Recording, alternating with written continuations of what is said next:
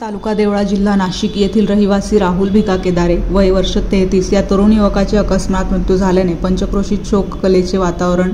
राहुल भिका केदारे हा आपले ग्रॅज्युएशन पूर्ण करून पुणे येथे MPSC परीक्षेच्या प्रयत्नात होता।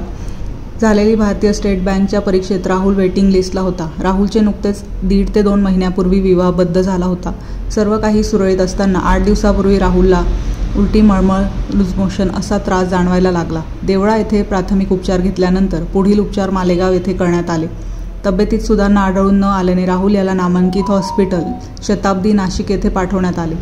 3 दिवस विलाज करूनही राहुलचे दुःखद निधन झाले। मटाणे नगरीत अधिकारी होणारा तरुण गमावल्याचे दुःख या पंचक्रोशीत जाणवत आहे।